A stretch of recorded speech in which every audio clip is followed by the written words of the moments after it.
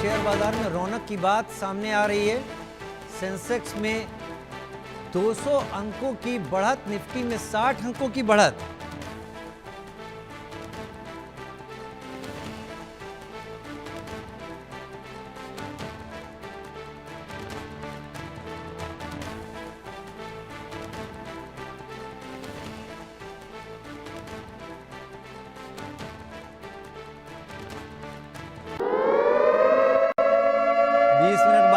देश का बजट पेश होगा। वित्त मंत्री निर्मला सीतारमण बजट पेश करेंगी। समय के हिसाब से ब्रेकिंग आप तक आ रही है, समय के हिसाब से अपडेटेड हम चीज़ें आपके सामने रख रहे हैं। हर एक पहलू जो इस बजट से जुड़ा है आपके सामने रखेंगे।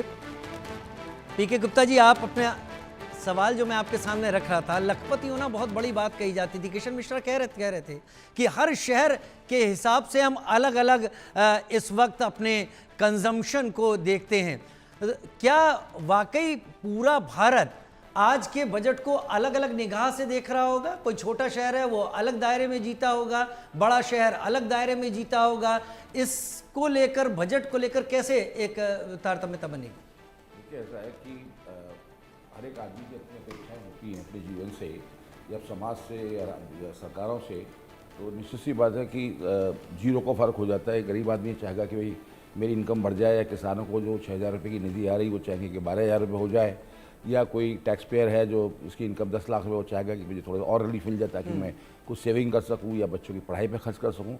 तो हर आदमी की अपनी अलग अलग उनकी रिक्वायरमेंट के हिसाब से अपेक्षा होती है। गरीब आदमी वो चाहता है कि मुझे इलाज और अच्छा मिल जाए, अच्छी हेल्थ मिल जाए। तो वो तो it very from places to places. जो आदिवासी है तो चाहेगा कि मेरी गाँव की सड़क बन जाए, उसके लिए कुछ बजट एलोकेशन हो जाए। तो इट्स वेरी डिफरेंस, हर एक आदमी का अलग अलग एक्सपेक्टेशन रहती है। सभी खुश नहीं हो सकते। एक परिवार में पिता भी अपने बच्चों को खुश नहीं कर पाता। क्या वित्त मंत्री खुश कर पाएंगी सभी सेक्टर को? देखिए, मुझे नहीं लगता कि कोई भी सरकार पूरे देश के हर एक नागरिक को खुश रख सके। इवन राम राज्य में भी जो था वहाँ पर भी हर एक आदमी खुश नहीं था। तो पर लोगों की अपेक्षाएं कुछ उम्मीद से ज़्यादा होती हैं, जो उनकी ग्राउंड रियलिटी से हटकर भी होती है। तो उसको आप कैसे पूरा करेंगे? ग्राउंड रियलिटी से हटकर भी इच्छाएं हो जाती हैं और उसको पूरा करना मुश्किल होता है। मनीष भारती एग्रीकल्चर एक्सपर्ट के तौर पर मेरे साथ इस वक्त जुड़ गए हैं। खेती किसानी पिछले कुछ दिनों में मनीष जी बड़ी चर्चा में रही है। उस वायदे की भी चर्चा रही है कि एक समय पर किसानों की आय दोगुनी हो जाएगी। क्या वर्तमान सरकार इस बार एग्रीकल्चर को प्राथमिकता देती हुई आपको दिख रही है, आपको लग रहा है? और जो एक कन्वेंशनल चीज हो गई है कि हम गेहूं चावल की उपज की तरफ ही जाएंगे, क्या इस चीज को तोड़ने की तरफ भी सरकार आगे बढ़ेगी? नहीं, देखिए, सरकार कई बातें करती हैं, कई बार वादे करती हैं। उन वादों को याद दिलाया जाता है। मौजूदा परिस्थिति ये है कि किसान एमएसपी गारंटी की जो बात है, जो प्रधानमंत्री मोदी ने एक तरीके से वादा किया था किसानों से, उसके बारे में इस बजट में क्या बजट एलोकेशन होता है उसके ऊपर सबकी निगाहें होंगी। साथ ही साथ जो बिल्कुल सही कहा कि जो गेहूं और धान के अलावा जो बाकी फसलें हैं उनको एमएसपी के दायरे में लाने पे क्या बजट में क्या प्रावधान आ सकते हैं, क्या हमारा जो टोटल जो कृषि के ऊपर एक्सपेंडिचर है। क्योंकि हमने देखा कि पिछले बजट में लगभग 3% हमें मिला है जीडीपी का, जबकि 50-55% से ज्यादा की आबादी इस देश की वो कृषि पे आधारित है। तो कृषि को जो इम्पोर्टेंस मिलनी चाहिए, क्या वो बजट में दिखेगी या नहीं दिखेगी, इसके ऊपर मेरे ख्याल से हम सब लोगों की निगाहें रहनी चाहिए।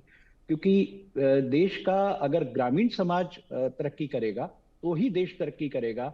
आप 50-60% की पॉपुलेशन को छोड़ के इस देश की तरक्की के बारे में सोच नहीं सकते। तो किसान का के प्रति जो सरकार का रवैया है, उसकी गंभीरता है, वो निश्चित तौर पर इस बजट में दिखनी चाहिए। और अगर वो नहीं दिखेगी तो वो कहीं ना कहीं एक ऐसी परिस्थिति को जन्म देगा जो सरकार और आने वाले समय में देश के लिए एक गंभीर चिंतन की बात होगी।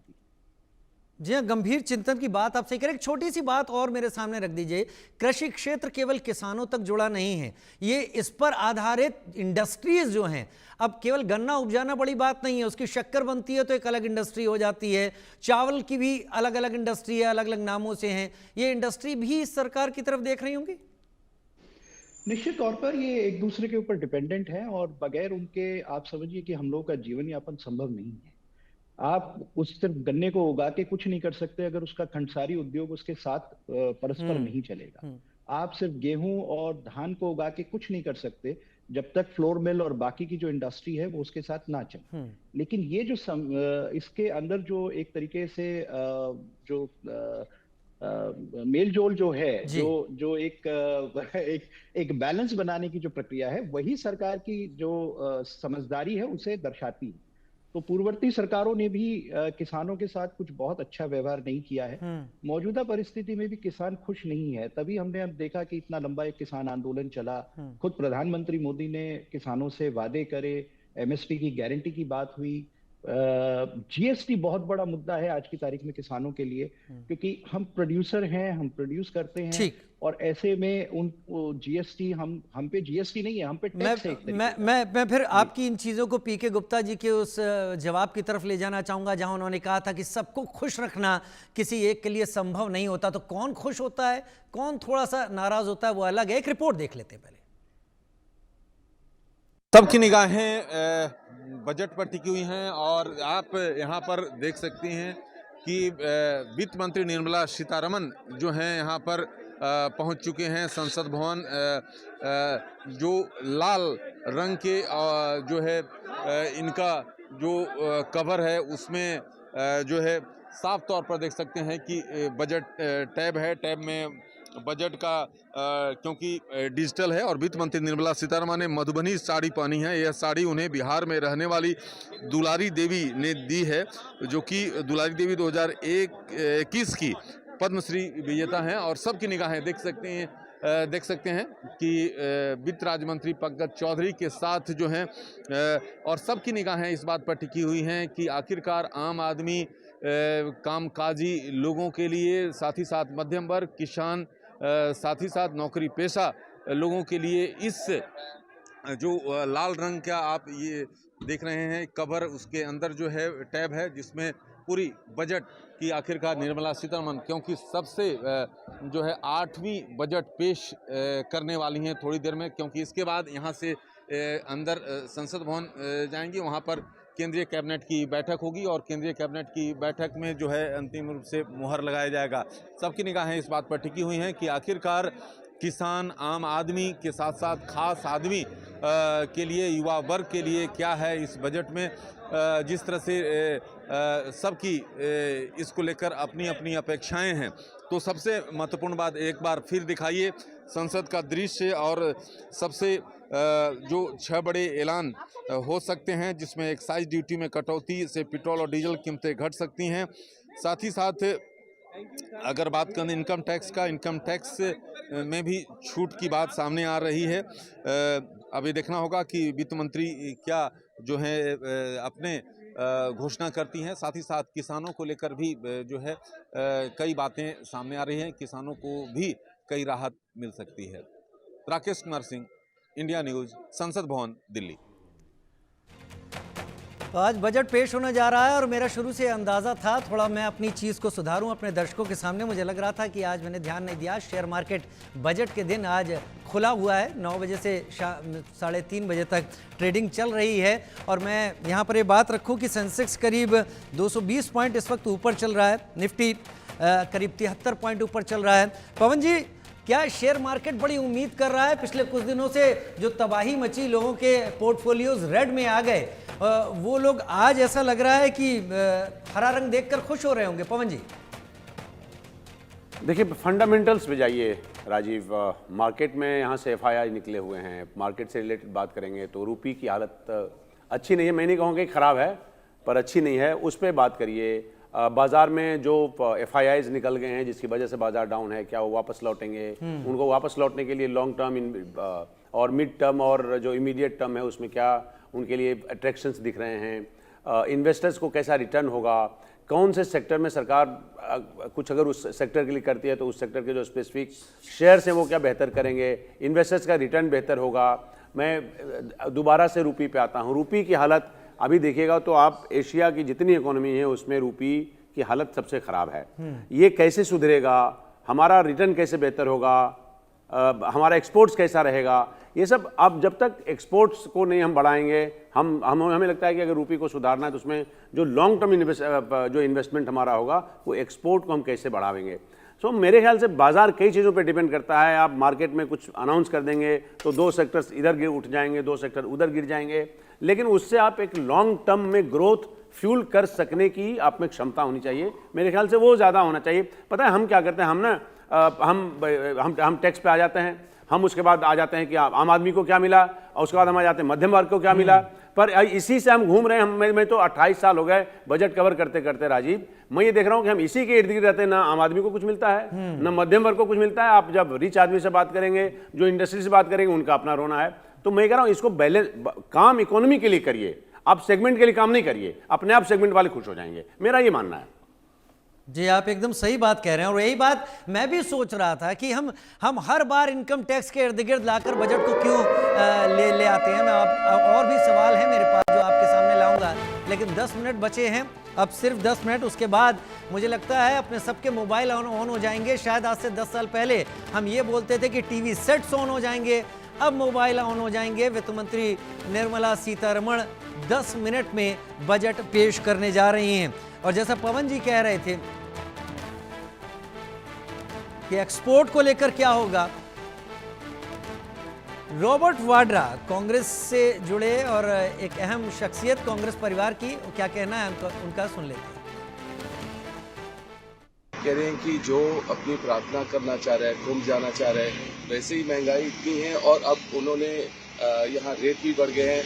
चाहे जो भी साधन उनको मिले वहाँ पहुँचने के लिए, अब आप देखेंगे रेल की सवारी हो या हवाई जहाज की सवारी हो, और वहाँ भी जो सुविधाएं हैं वो ठीक नहीं है। पर मैं अभी कहूँगा कि ज़्यादातर लोगों में परेशानियाँ ज़्यादा है, बेरोजगारी है, और जो यूनियन बजट है वो लोगों के हित में होना चाहिए कि सीतारामन जी बाहर निकलें, लोगों के बीच में रहें, उनकी जो समस्याएं हैं उसको समझें, उसके मुताबिक हर पार्टी को उनको साथ जोड़ना चाहिए, अबव पार्टी लाइन्स लेना चाहिए। मुझे लगता है कि ये नहीं है कि ये बीजेपी हो या कांग्रेस हो या कोई भी पार्टी हो, सबको एकजुट होना चाहिए और देश के हित में, लोगों के हित में बजट होना चाहिए। 10 मिनट का समय है। खास मेहमान हमारे साथ लगातार बने हुए हैं। अंकुर जी, मैं आपका ही रुख करूंगा। बेसिक चीजों पर क्या हो सकता है? सवाल मैं बहुत तकनीकी आपसे नहीं पूछूंगा क्योंकि उस डीप में जाने का भी समय नहीं है, लेकिन क्या मैं उम्मीद करूं हम मीठे मीठे की बात कर रहे हैं, हलवा सरेमनी की बात से हम कड़वी दवाई पीने जा रहे हैं बजट में? मेरे से पूछ रहे हैं? जी हाँ राजीव जी, देखिए कड़वे के बगैर तो आपको पता है बिना कड़वे के कोई भी किसी भी उसका जो इलाज है वो थोड़ा कड़वे में है। पर आपने अभी स्टॉक मार्केट की बात करी तो मैं आपको बता दूं, स्टॉक मार्केट के लिए बजट एक या 2 दिन का एक इवेंट है। उससे स्टॉक मार्केट में तेजी बनी रहे या गिरावट आए वो बजट पे बहुत ज़्यादा है। कुछ सेक्टर्स उससे इम्पैक्ट हो सकते हैं। देखिए स्टॉक मार्केट के लिए सबसे इम्पॉर्टेंट है जो आपका कॉस्ट ऑफ कैपिटल। अगर आपकी कॉस्ट ऑफ कैपिटल, आपका इंटरेस्ट रेट रिजिम यहां से कैसे वर्क करता है, वो सारा स्टॉक मार्केट उस पर चलता है। पूरी दुनिया में आप कोई भी एनालिसिस करिए, मैं अपने दर्शकों को बता दूं कि जब भी आप देखें, आप कोई भी इवेंट को भूल जाइए, उसके बेस पे आप स्टॉक मार्केट में पैसा ना लगाएं। आप सिर्फ देखिए दुनिया में इंटरेस्ट रेट किस तरीके से चल रहे हैं, क्योंकि अगर इंटरेस्ट रेट घटेंगे स्टॉक मार्केट ऊपर जाएगा, अगर इंटरेस्ट रेट बढ़ेंगे स्टॉक मार्केट गिरेगा। चाहे आप आज दुनिया का आप पिछले 70 साल का बेस्ट बजट दे दें। तो स्टॉक के लिए, स्टॉक मार्केट के लिए बजट बहुत ही छोटा सा इवेंट है। जहां तक आपने खट्टे और मीठे की बात करी, तो मैं आपको बताऊं कि किसी भी इकोनॉमी के लिए, आज इंडिया की इकोनॉमी के लिए सबसे इंपॉर्टेंट जो सेक्टर है वो एमएसएमई सेक्टर है। आपको टाइम आ गया है जब एमएसएमई सेक्टर को भी आपको फर्दर डिवाइड करना चाहिए। आपको स्मॉल और मीडियम सेक्टर को और स्मॉल और माइक्रो को मीडियम इंडस्ट्री से सेपरेट कर देना चाहिए। इसके लिए अलग पॉलिसीज लेके आनी चाहिए। आप 50 करोड़ की कंपनी को 500 करोड़ की कंपनी के साथ कंपेयर नहीं कर सकते, उन दोनों की रिक्वायरमेंट अलग होती है। एमएसएमई सेक्टर आज की तारीख में मैन्युफैक्चरिंग में 45% कंट्रीब्यूशन दे रहा है, सर्विस सेक्टर में 30% कंट्रीब्यूशन दे रहा है। अगर आप एमएसएमई सेक्टर को यहां से ऊपर लेके नहीं जा सकते तो मैं आपको यह बात दावे से कह सकता हूं क्या आप 6.3 6.4% की जीडीपी को नेक्स्ट ईयर में नहीं नहीं संभाल लेके सकते। जा पीके गुप्ता जी, क्या चलो और मैं गांव चौधरी की- और मैं चौधरी जी से एग्री करता हूँ जी और मैं चौधरी जी से एग्री करता हूँ।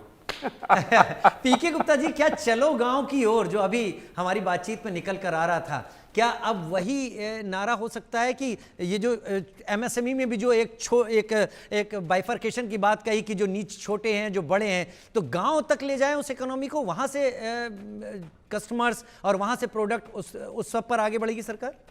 है कि जो हमारे देश की जो भी मेजर समस्या भी है इन एजुकेशन, तो जो जिस तरह की जॉब कंपनी आ रही है लेने के लिए, मेरे हिसाब से वो बहुत लुक्रेटिव नहीं है, क्योंकि हमारा जो मैन्युफैक्चरिंग सेक्टर जो है ना वो ग्रो नहीं कर रहा है।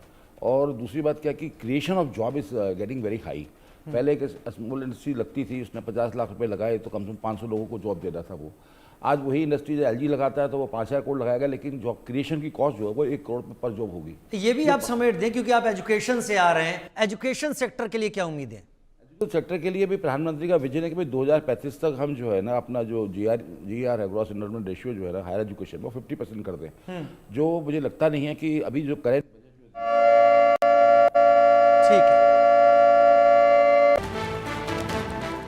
चलिए 5 मिनट का वक्त है, बजट पेश होने की तैयारी और हम सब सुनेंगे। और फिर पवन जी जो अभी सहमत हैं, और मैं ये भी देखना चाहूँगा इस बजट के बाद कि पवन जी उस जगह कहाँ असहमत हुए, कहाँ सहमत हुए। वही अंकुर जी से भी रहेगा, वही गुप्ता जी से भी रहेगा, राजेश्वर जी से भी वही सवाल रहेंगे। सिर्फ 5 मिनट का समय बचा है, संसद की तरफ सबका रुख होगा। फिर ब्रेक है तो हम लोग चलते हैं यार।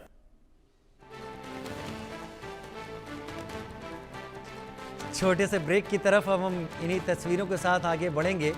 5 मिनट का समय, बजट भारत का 2025।